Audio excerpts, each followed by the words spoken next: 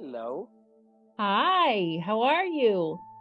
Muy bien, Monica Ramirez. I am so excited to speak with you and to connect with you. And we've been trading for a long time, but this is a really exciting moment for me as I launch Piñata, my new book. And, you know, I've been looking at a distance through our mutual friend Olga Segura, who's amazing, and everything that you've created from Latinx House to your other organizations, and I couldn't be more proud to uh to have this conversation with you. I'm excited. Oh my gosh, well, thank you and congratulations. I mean, Piñata is already making waves. Super, super proud of you and honored to be in conversation with you and more importantly, honored to be your friend. You're one of those people who I can count on to just say, like, keep going, we're cheering for you. And I just really appreciate that because there's a lot of really hard stuff that we're working on every single day, pero siempre estás ahí and you're like, keep it up. And anyway, I just wanted to say thank you and really share with you how much that means to me. Thank you. And you started. When did you started all of your movements? Because it's almost like there was a moment when suddenly, as a Mexican immigrant in this country, I started to hear about you from everywhere, from all sides. It's I'm sure you've been doing this for years, but it was like there's like a critical moment when if you had red blood inside of your body, suddenly there was like something that you were doing that was extraordinary at every level at all the time. So I'm very curious about that.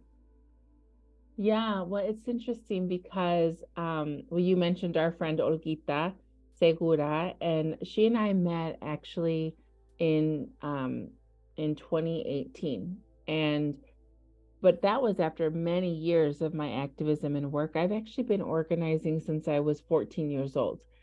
So for me, when you ask me that question, when did you get started? I feel like my whole life, I've been doing this work my whole life. And um, but in 2017, when I wrote the Dear Sisters letter that, was written around the time of the Me Too breakthrough and around the time when the women in Hollywood were speaking out about the sexual violence against them, the letter that I wrote, Dear Sisters, which was published in Time magazine, it went viral.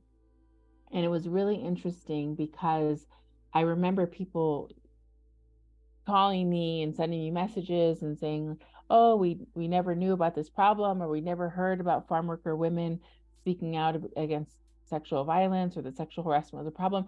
And for me, my response was, "We've always been talking about it. We've always been organizing around it. For I've been organizing around this issue of sexual violence against farm worker women and migrant women.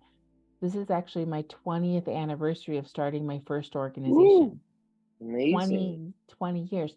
So, I mean, I was raised to be an activist. I've been an activist since I was a kid.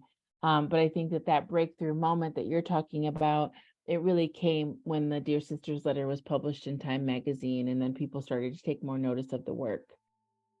It's so amazing because it reminds me um, a lot about my mom's activism. I grew up in Mexico City. We didn't have a lot of money, but we're four kids. My mom had like a bunch of jobs, and she was an activist. So it was like she was raising four children while being like a social worker, and in her own way, because she organized, the day for kids in Hmm. Mexico, the day for women, violence against women, and this is in the 70s. With when my mom was like, she started that like a long time ago. Probably before I was born, she started her activism, and what I loved about being raised. I mean, she passed away a few years ago, but she left me this beautiful legacy of my relationship with activism, and it's something that has permeated into my work because I feel like one of the things that I'm good at is at telling stories. And as you Yeah. know, I make paintings, I make art, visual arts, and I make books and TV shows. and movies, and some of my work is directly, specifically, uh, catal the catalyst of those works have been Yeah. my education with my mom. So specifically in Piñata, in my book, it was her activism and my daughter's rage that kind of fed me, because the question I had is, can inter like can a genre be part of the conversation? Can Yeah. genre in itself, you know the idea of a supernatural book, a thriller or a horror book, can be part of the conversation, or can you affect people to think? And I really honestly feel that it's part of a really great way to reach young people, or of all ages. I call them young people of all ages, as long as they're curious, as to enter the conversations, because some of these projects, there's a lot of vitamins inside of the honey, as I say. Yeah. So I don't know what you feel about that in Well, terms of, how all of the activism is permeated in culture. well, first of all, you say very casually that you've made movies and you've done books. Like, you're prolific. You are prolific. You're like constantly creating incredible art. And art has the power to change hearts and minds. Art has the power to, um, in my mind, art has been used to document movements. It's been used to initiate and ignite movements. It's been used to record the history of movements. So I just want to make sure that we are giving you all the props and all the love from the many ways that you are creating, and that part of that creating that you're doing, it's commemorating and lifting up our community. So I just really want to say thank you for that. And I mean, I think that's a really good question about, is there a place for rage in the movements and in the work, and how do we harness that for change? And I think that, when you look at kind of the thriller genre, first of all, for anyone who's a reader, the benefit one of the great benefits of books is that books allow you to go to a different place. They take you to a different world. They take you to a different experience, and in some ways give you permission, right, to imagine, to dream, to feel, to be angry. And I think that in lots of ways, especially when you look at like sci-fi and some of those other genres, I would say that they are kind of among the most inclusive. They have been amongst the most inclusive, in particular when they've been made into film and TV. I mean, I think that when we talk about diversity and inclusion, it's been through sci-fi and thriller movies and those sorts of things that we've been able to see more diverse representation of community. So I feel like that's really interesting because I've been looking at that a bit.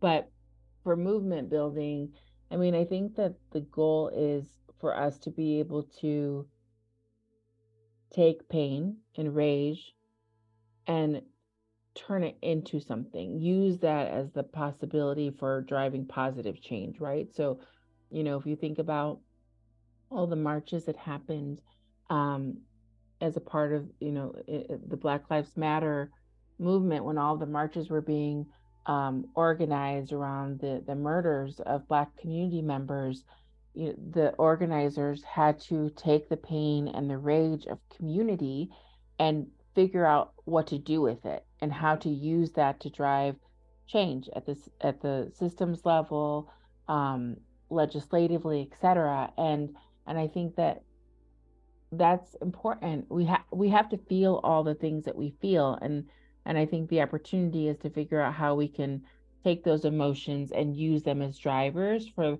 the possibility of doing something good with that energy. It's That's amazing, because it's at the end of the day, the the we all have opportunities, of little opportunities, to move the culture forward. Like I remember, long time ago, say, people always ask me, like, why am I doing these things and that thing, and a documentary and then a book or a movie, I've always been a cause and effect person. I'm not like a really big planner of things. I never said, "Oh, I'm going to do a art show or a book." So the gift that my mother gave me, gave us, was the freedom of uh, of curiosity and of Mm, letting people express themselves, and of not really seeing color or gender. Like our one yeah. of our biggest partners in our company was VP Fox, who was a trans indigenous woman in Mexico City. This is like 20 years ago, and she became a important partner in our company. So I feel like the if you have a good education through a strong woman, your life will get better, because I think that has been the secret sauce to everything I'm doing. That curiosity, that kind of the seeds that my mother gifted us The openness. to. You, yeah, but I think I want to stop you because you've said a few things that I think are really important. Like one, when you talk about Georgia Kino, you gain trust, and because you fostered that trust, she then, she's in many ways like a third party validator of you, because she had a great experience with you, and then she said you are the person that she trusts. And I think that, but you took a shot, right, in that relationship and deciding to have that partnership. And I think in today's society, we don't always give grace. We don't always extend um the opportunities to other people. We don't take the chances all the time. Sometimes we're guarded because things are so hard in society. And I think what you did showed that when you just trust and when you're open and you're good, like good things will come. Not because you expected them to come, but they just do, and maybe your mom helped you see that too, like in a very important way when you were a kid. Like if you're open and if you accept people and make space for people, then there's like abundance and opportunity for you also. Did she take you to marches? Did you go to meetings All and the things with time. her? She, Yeah. she takes us to but not just Mars. It was more about actual, her activism was, we did go to a few marches, but it was the biggest thing we did was, for example, she used to organize this great days for homeless kids in Mexico City, where Mm, there was paints and food and a doctor and a haircut lady, and they would paint murals with street kids, and she would amazing. put me to work with them, making a mural, and there was like clothing, and it was more about trying to, with kindness, to learn what they're doing, how the city can help. She was, against the whole institution, of Mexico City government. That time she was working for the government, but she was kind of a secret spy for social change, and that's what her energy was in that. And she created the campaigns and even jingles that she created in Mexico to promote social change of don't throw things in the street. When we grow up, in the 80s, like people would just throw things from the car, like in the 50s in America. And so that's like, but also like through friendships, like we had, it's an extraordinary amount. Every race, creed, and sexual orientation spent time in my mom's home. And I have an Instagram account, and people can see photos of my mom there, and like it was like the United States of Benetton. And we had like, indigenous people will come and sell stuff for my mom, and they were friends of her. And one of the things that really transformed my imagination was, I was a kid, and we would get visited by this family of mask dealers. They would indigenous people that were like making masks and Yeah. traveling all over Mexico, and my mom would help them out with it. And they came to our house and knock on the door, and it and I remember seeing how the prices of those masks were not about how big or colorful they were. The pricing was about how danced they were. So the more people danced with them, the more expensive were. So obviously, the smaller, easier ones to dance with were the most expensive, and Interesting. it was so amazing for, you know, for me as a young artist. I was an artist like you, an activist. I've always been an artist, and it was amazing for me to see with firsthand a totally different set of rules for existence and validation and culture. Mm-hmm. And that just gave me power. And I love what you said, that since you were 14 years old, you were in nineties.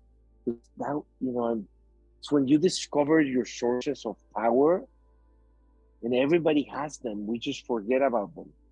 And when you access them and you grab onto them and you do something about it with them, it really keeps open doors, even at the worst times, even Yeah. when you're really down.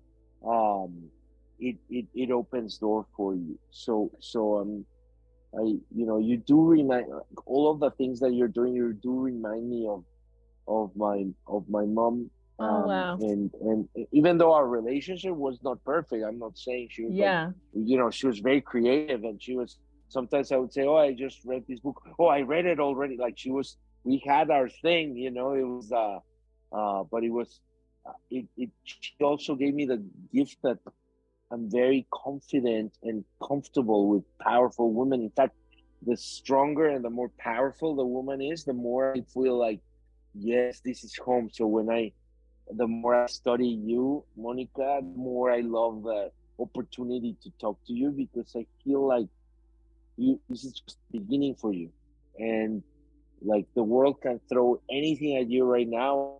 Thanks to human beings like you, we have a shot, you know? Well, thank you. And I think that you are modeling for your daughter like what is possible when you take rage and pain and try to do something with it, and so, and maybe in a similar way, maybe a little bit differently, like the way that your mother was an influence to you and made you understand what power could look like or what power did look like. Like, I can imagine being in that room, hearing your daughter screaming out of frustration, and and you took that and turned it into something really tangible. Like, what's her reaction been to your book? How does she feel about the fact that she inspired piñata? Well, I first wrote, before Piñata, as you Mm, know, I did Monarca sí, for her, and tengo mi copia aquí. I co-wrote it with Eva Regis, and I illustrated the book, Yeah, it's so and that beautiful. and it's all her. So it was very funny because I did this book, and it has certain themes that transported into Piñata. So Mm, I did kind of like a duplex about my daughter. yeah. But truly, then when I wrote Piñata, the rage transferred into something that really made me understand how you can grab painful subjects and expand them into, through the perspective of a genre, and how much beauty you can take from a genre, and how much things you can talk about it that maybe can resonate and pierce into somebody's imagination. So with Yeah. my daughter, it was her rage, but it was also the different fears that I personally felt, because I moved into America and I have two kids that are basically Americans. My children are Americans, and I grew up in a left wing kind of like intellectual side of Mexico City, and suddenly I have two very American kids, and it's almost like extreme love, but also it's so Mm, different than my own culture, because, as I told you, my wife is from the Midwest, so the experience of that is extremely different and cathartic, and I used all of those fears that I have of being in a different country, because they were exaggerated by the nameless person that used to be the president of this country, mm. that he's like Sauron. I refuse to say his name. um and I think that wave of evil uh is still it keeps being around us, and it gets more, it gave permission to all of these horrible people to come out of the woodwork, and they Yeah. infiltrated the Supreme Court, and they infiltrated here and there, and I feel like it's their when it's their fear that we can see it, and their fear is transferred into anger and into hate and into all of these things that you with all your organizations are fighting. It was always there, It was the under sisters. the Yeah. surface, right? It was under the, I mean, it empowered people. Like people were all of a sudden kind of given a license to show who they were, to show who they Hmm. are, and I actually think that, because I always try to look at the positive side of things. That's who I am as Yeah. a human. And I remember being in Washington, D.C. during that time and marching every day. There was something every day that we had to Yeah. organize around and march around. And there got to be a point where we decided, you know what, we're going to print blank signs because we can't keep up with creating new signs. So we're going to create blank signs, and every day we're just going to write in the issue or the community that was under attack. And that was really hard. I mean, it was very physically and emotionally exhausting, but it also showed the kind of community that could come together when needed, right? So every day we were marching and it was different people, but sometimes it was the same people. We were seeing the same people, but they were bringing their friends, and like in some ways, like that terrible period galvanized us to find commonality. And I think that even today, we're now in a different period, but some of those networks have stayed intact.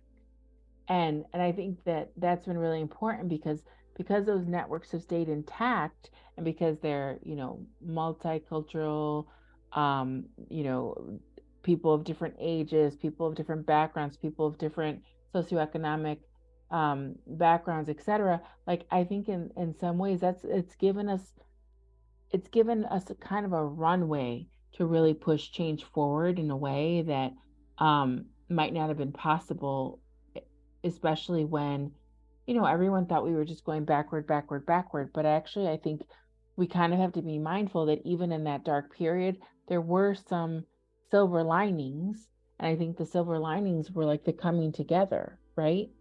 Hmm. No, for sure. It was like a horn of a call of action for sure, and I could feel it, and I felt it with all of the sisters that you know I've always said, like, some of the women of color and diversity in this country has saved the soul of this country over and over again. Black I believe that. black women, That is right. black women in Atlanta, like some of, like, it's just been over and over again how have saved the soul of this country, and it's like being part of that, smelling, being at the being alive at that moment where there was a clear abyss and these women saved the country. I mean, it's the future. And it's Yeah. like, I think that's why there's such a huge anti-woke world, because it's scary to them. Kindness is scary to them, because then they have to ask questions and stuff. And it's those principles, you know, are also scary. They're also like still things that we have to learn to communicate better and to understand other people better. And to, I think that there's problems all around, like Yeah. even between Latinos. I mean, we are very unfinished business. I Hmm. walked in a room and there's certain groups of Latinos that you feel the thing between Mexicans and these other communities and those other communities, and there are very different types of energies that have almost like historical trauma, you know, Yeah. Yeah. and those are. It's funny that we're talking about this because those are exactly the themes that I kind of put in the cauldron that I threw into piñata. Like it was those are the things that I was playing with, but I'm not as, what I admire about you is that you're able to go there and organize and activate in a very in your side of the road, and the way I have to use my version of that is to pour it into the movies and the books and the art that I make. So Yeah, it's very strange. I'm glad that you said that because I wanted to talk about that. I want to talk about sort of how you've used your art to galvanize communities in your own way. And in what have been some of the biggest changes that you've seen that have come through some of the work that you've been doing? And then for piñata, like what are you hoping that piñata will help to change? Incredible question. I wish we had 5 hours on the but more than change, to me it's a jolt of electricity. Like Mm, I want my art in my paintings and in my books to be like there was this game in Mexico City when I grew up that used to have a box with two currents and you would grab it and it would give you shocks. And it was like when you were drinking out with your friends, it was like a dare kind of thing to oh do. my And gosh. it was insane because people are carrying I grew up in a different galaxy, I think, like the Star Wars cantina. And people would carry these batteries of cars and you would get like electrified and everybody was like waiting until you would Oh scream and my leave it. gosh. And the same with all sorts of very dangerous things that we used to do as kids, and it's a different era. And I think that the jolt is the to me is the juice is I started first. I always start writing or creating something in a almost like a wormhole, like a rabbit hole where it's a vortex of things that I'm trying to say and ideas it drawings and it's all meshed. And slowly, as the projects go, that one becomes a book, one becomes a movie. And in the terms of Piñata, I remember that scream of my daughter, and I was so interested in her rage and her Mm, pain, and in talking to her, trying to understand, like, without being a dopey father, like you don't want to, like, how does she feel? Of course, she feels terrible. I mean, she's yeah. screaming about it. So it was more like me listening, almost like a documentarian, like just listening. I've always been a very supportive dad, it's but it's but I also, I wanted to mind that, to get that, and I have a small proof that I'm in my IMDb. I put a letter that she wrote to me, and I just did it on purpose because IMDb is kind of silly. So I put a letter of my daughter there, because what better judgment than my bio is for a daughter to talk about her dad. So um, I started to like observe that, and as I said, the feelings that I had are very confusing. Like I love this country because I have I've built an incredible life and opportunity, and my kids are spectacular human beings and kind and cool and curious. But at the same time, I see the things that are happening, the way people have been treating each other, the madness of it. And it's in every country. I'm not saying which one. No country is better or worse. I'm just saying, like, I I built a beautiful life here. But Yeah. once I'm here, that I have two American children born in this country. There is painful things that I left behind. There's things and smells and flavors and the layers of history that I grew up in Mexico. When I grew up in Mexico, you would go to the downtown Zocalo, which is kind of like the White House of Mexico, and underneath it there is a pyramid that is coming Hmm. out, and from the pavement of Mexico City, sometimes you see parts of the Aztec Empire coming out of the pavement, almost as if it's trying to get out. So Yeah. my my first novel had elements of that, but I kept thinking I'm a little obsessed with it because my mom used to work in the Zocalo in downtown Mexico City. Oh, So yeah. when I was 4, 5, and 6, she would take me because that's where the government offices were. So she was doing her activism at those offices, like the Day Against Violence to Women, and she was organizing all these things. But she would leave me in places, we would go there to the pyramids because we were kids, and she would find things for us to do. And I got the privilege of going very early on, many times to experience the underground of the Mexico City from the Aztec Empire. And it really left me an incredible uh, impression of growing up and seeing that the foundations of where my mom worked at was another culture that was on top of the other culture. It And sorry, you go on. No, you go. But I have a thought on that. Keep going. No, no, tell me your thought. So We can I do it. I I just find it so fascinating what you're talking about because for two reasons. One, like this idea that the foundation of Mexico, whether people want to acknowledge it or not, the foundation of Mexico will always be its indigenous roots, right? And so this 100%. idea that these indigenous roots are pushing up and still like kind of pushing against a system that overtook it, that attempted to kind of to, in colonization, in the process of colonization, right, is like trying to like stomp out other cultures and still like this really visual image of like of the indigenous community persisting, right, and then kind of insisting not to be ignored. So that is so like such a striking image that you just created.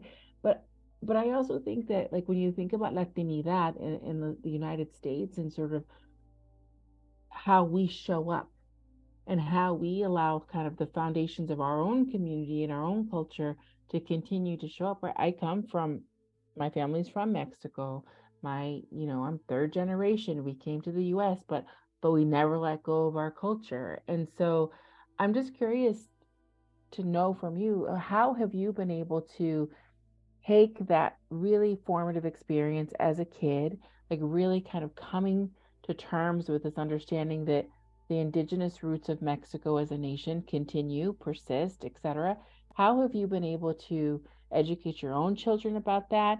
And why do you think it is important, especially as we're kind of grappling with this question of Latinidad in the United States? I feel that the indigenous power coming out from the from the base of civilization that was built on top of them, it's happening all over the Mm, Latin America. The only ones that are defending the Amazon happen to be indigenous people, mm-hmm. and in America there's a lot of there's a huge another podcast that we could do about here because I love their resilience against all odds. But I think that it's the message, it's the layers of actual culture of you. Like when you're an artist, it takes you very little to see some of the work and realize this is as good as Leonardo da Vinci or more. Like what I want to give in through the book of Piñata is that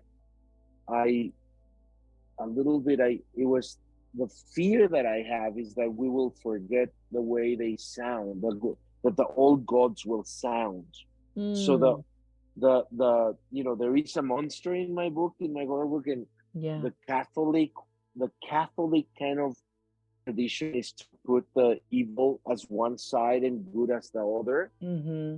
What if there is a different side? Because I don't believe that the indigenous people had the same arraignment for that we have of good and evil. I think that is a very Catholic way to do it. In Hispanic America, in Latin America, the the Catholic industry and influence is huge in our culture, in our Yeah. books, in our DNA. And I wanted to tell a different story here, and I wanted to tell a story that perhaps that monster is not a monster. Perhaps it's not evil. It's something that is that it channeled that rage, and at the kind of center field of this story is remembering their songs, the old songs Yeah. of the that one tribe of indigenous people. Because if you remember the language, if you have memory of the language, then the language doesn't die, and then the gods might not be angry at us.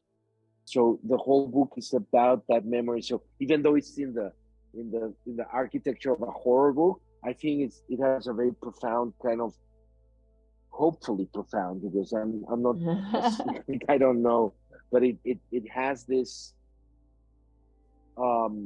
invitation for us to remember them, and that's why it could resonate Yeah. to anyone, like whether you're like you know uh middle class American Caucasian person, or you're a European person. I think that this will that kind of openness to listen to the memories of other people will resonate to everyone, and I think that that opens up the DNA, not just to be creative, but to do what you do, like to actually what the things that you've been doing, of your sisters, of like the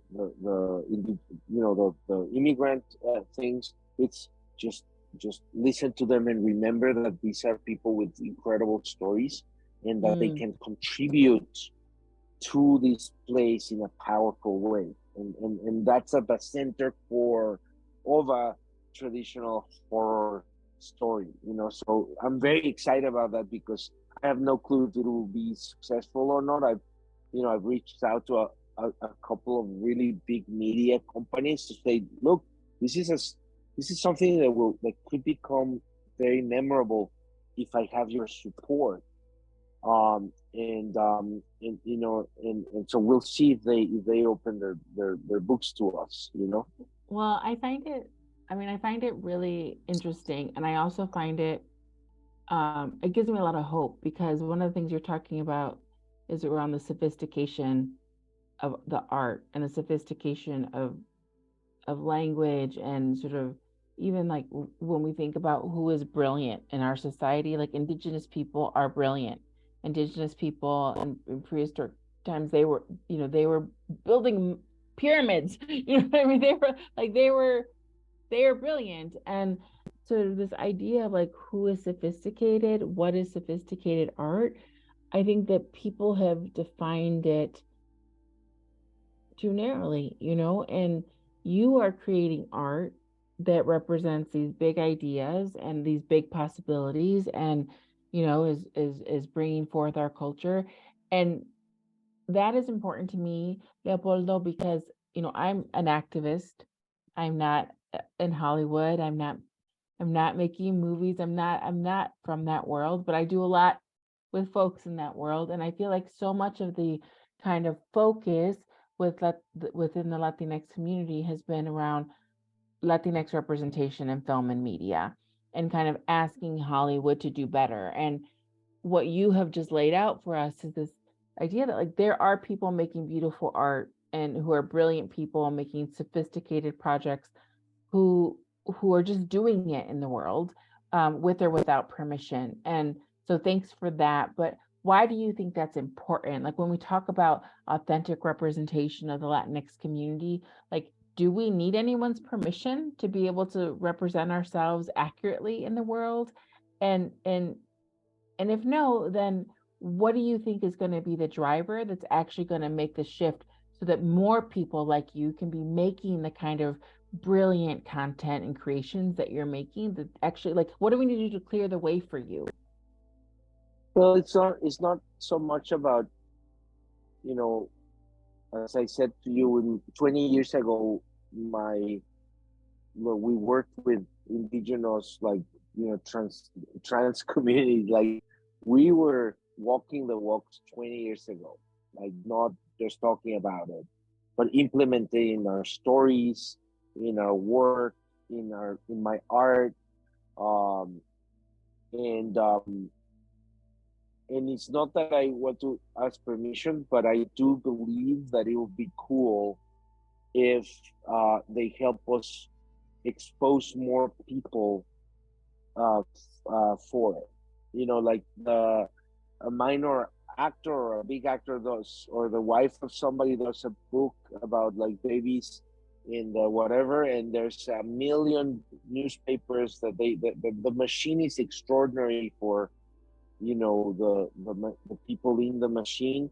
Yeah. And I, you know, I would invite, you know, the New York Times, NPR. So then they do, sometimes they do good work, but I feel like it's not enough because we want to.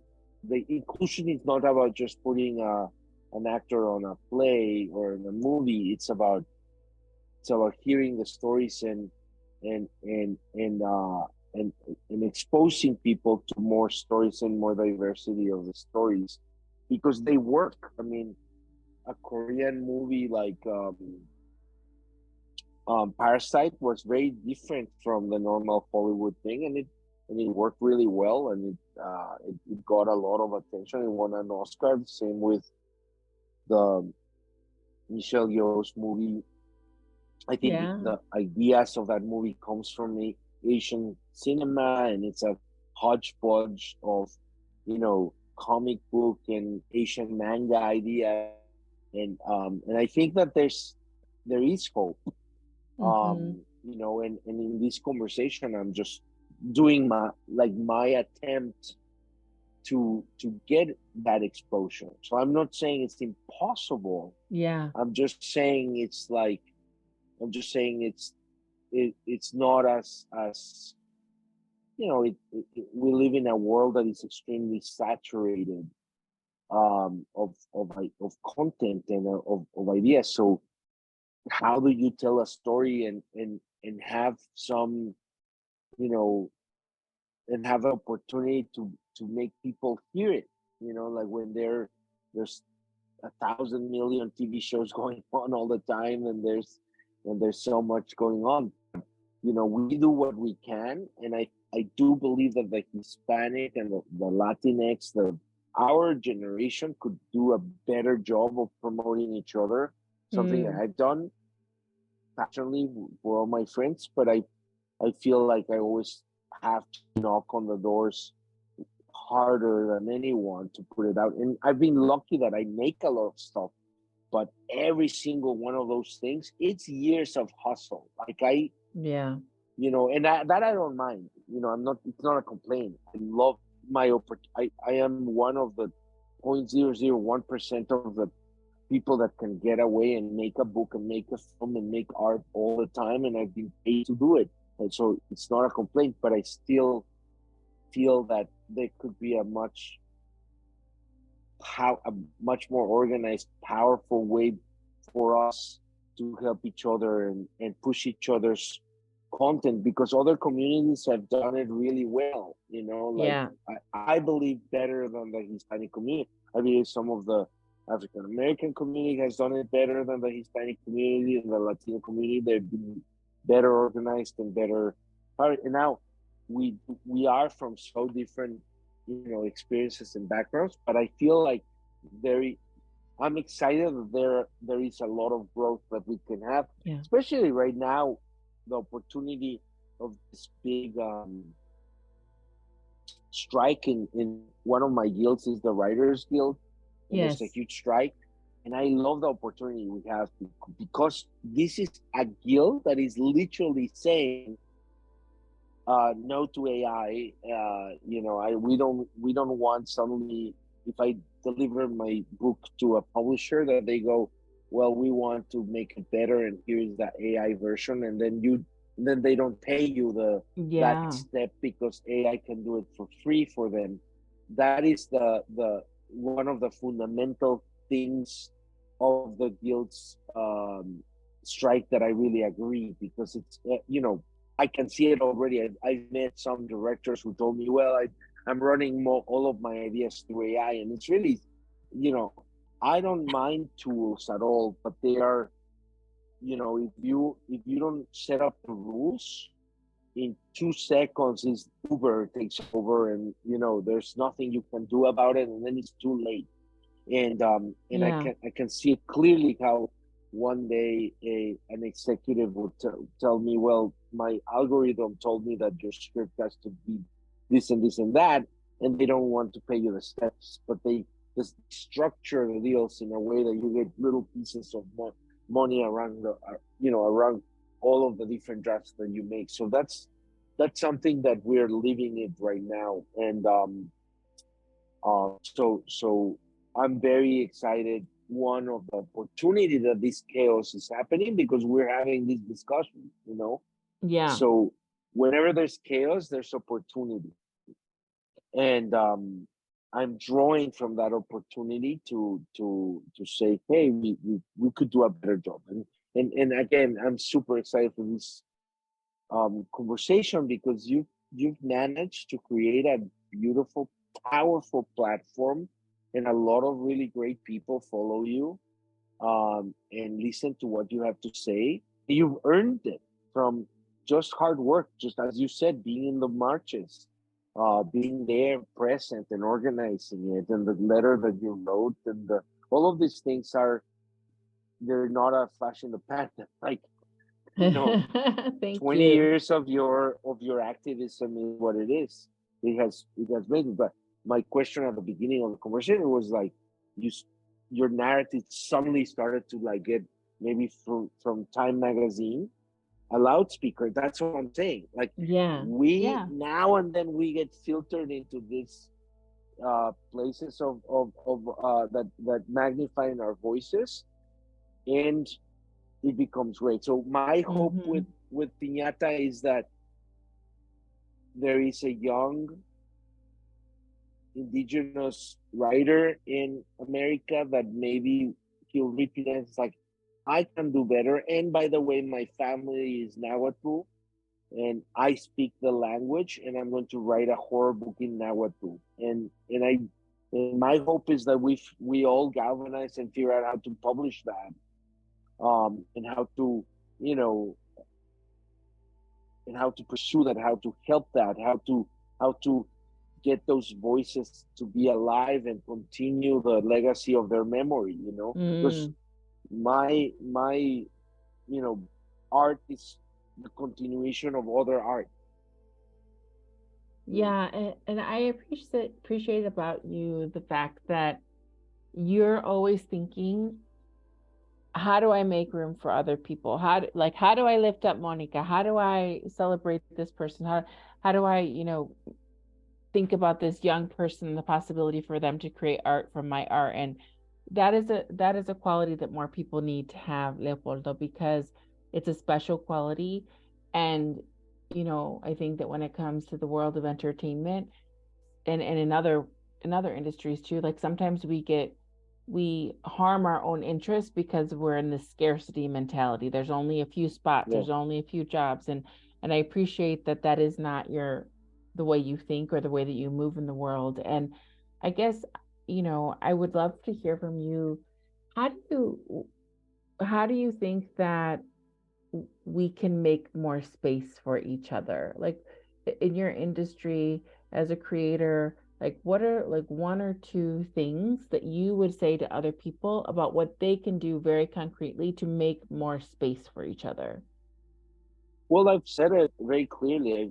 I've called, somebody like Anna from The View and saying like, don't just give spaces for, like the top Hollywood Latino actors. Like find people, not even me, but other, younger writers, actors, and movie makers that are not as famous as, Jennifer Lopez, and just give them like a little window. I personally spend, and you can ask, one of my biggest marital problems is I spend a lot of money, of my own money, not some company's money, no, my own income, by spending in a bunch of young writers that I commission things. You can ask people like Jimena Gallardo in Mexico, who's a female showrunner who has not had the opportunities she deserves. She lives in Merida, and I've been investing in her career, and I think she's brilliant. And one day, hopefully, we'll hit it big with a book or a TV show, whatever it is. Same with artists. There's a young Mexican, artist who's from Oaxaca, and he wanted a 3D printer, and I paid a big chunk of his printer out of my pocket to give him wings, and he's doing all sorts of stuff with it in Mexico. And like, I walk the walk. I've always done Mm. that. I'm not perfect. I've done big mistakes. I've had fights with some people. Like, I have a really beautiful show with my brother that was difficult to make in Mexico for Netflix that comes out next year, called El Elegido, American Jesus. And my book is not perfect, and even though I'm adapting into a movie, I want to make it better and better. And I I I I rereading it and feeling, oh, I should have done this. I like, art is never done.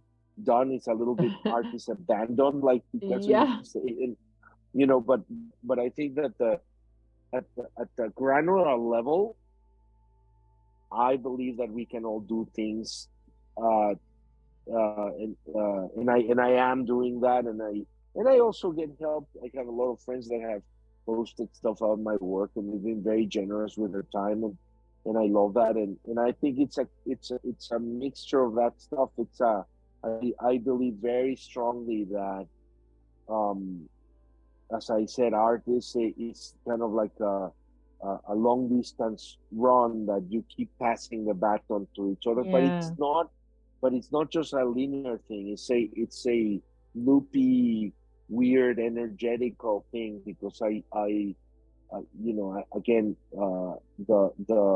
there is so much, variety of opportunity, Mm. that you never know when something will happen, and the reasons that art gets made are so varied. And you give a typewriter or a pencil and a paper to 100 people and you put an apple on a table, and you say, okay, capture this thing, and you get 100 different viewpoints of the same thing. In our jobs, a little bit, same with your activists. How do you get more people to be, to try to change the world and be active in their own lanes? How do you Yeah. inspire other people to gather? It's like one person at a time, and one door, one window at a time. And I've always said to people, whether they help me or not, I spoke with, from John Leguizamo to Anna, from The View, Ana Navarro, I think her name is, to everyone. And I just knock on the doors, and some people say yes, and some people ignore me. I think I presented my project at NPR like 5 times. I don't care. I believe in it. I believe Yeah. that they would benefit from what I have to say, and I keep asking until it happens. And at Yeah. some of my movies, I was rejecting 20 times. So what I tell other people is, don't get mad. Keep at it. Like, just Yeah. keep knocking. Like, if people can be participating of your story, then you raise your head and you go back. But I believe that we can build, like, more systems to help more people. That for sure. I feel like Yeah. the even the careers in the in the in the movie business, people keep saying, oh, the prices of film and TV have skyrocketed and stuff, but the actual money for the writers who create that stuff has declined year after year. So that is really insane. Like, there's a It's completely conflict of information here. So Yeah. Well, I appreciate all the ways that you are lifting your voice and making space and creating beautiful art and like giving us the gift of imagination to dream up a new reality. I mean, that so much of my work is about it's about building the world of our dreams. Like I think when people think about someone like me as an activist, they think, oh, we're just fighting against all the bad things all the time. But I actually think that the majority of my time is really dreaming about what could be and working, like really striving towards that, not so much fighting against what is, and I think that in the similar, that's something we have in common because you are creating a world of what is possible. And in my work, I'm fighting and pushing and dreaming up that world too. And so I love that we have that in common, even though we're going about it in different ways. But you're still a storyteller. I mean, like I've seen a lot of your interviews and stuff, and at the at the end of the day, I've always believed that the the strong suit of you as an activist is that you're a great narrator. You have a narrative that you've been able to do. So we don't our our stuff is not that different. Even though you deal with the reality of the world, and I believe your work is more important in some ways. And I say that with pure love, and again, I love to celebrate my friends. I have no qualms about it. I think what you're doing is more important. I still believe that we're doing similar things Yeah. because there is a you've managed to master the narrative force, and one of the things that you can teach your sisters and other people, that, for example, can't get the big jobs because they're woman or they're indigenous, is we can always teach them the power of narrative forces. Because Yeah. when your narrative gets better and better, you can have more impact. And some of the biggest, most famous artists in the world didn't, in recent times, have not really done anything, but they're great narrators of their own narrative, and and that narrative have become more and more powerful. So I feel like we're just at the beginning of what can be, if we are positive. Because there's a lot of things to be negative, but the positive side of the world is that there is a fire that someone like you are igniting, and I hope that this is, as I said, this is just the beginning, the tip of your iceberg. You know, Well, I think thank your you. iceberg is a rocket ship, actually. We'll see. We'll see what is in store for us, but I know that we can't get there if we don't have good friends and if we're not trying to, if we're not marching together. And so I just really hope that we can continue to find ways to build together, because I do agree with you that it takes all of us, and it takes both of us, and it takes all of the ways in which we're seeing the world and creating new possibilities in the world. And people often ask me, because I've been doing the work for so long, and my work, my primary work as an attorney is focused on addressing sexual violence against migrant women, which is a very difficult issue, and it's a very widespread problem, and it's hard work, it's heavy work, and people ask me all the time, how do you stay in it? How have you been able to keep doing this work for so long? And I always say, because I just keep moving.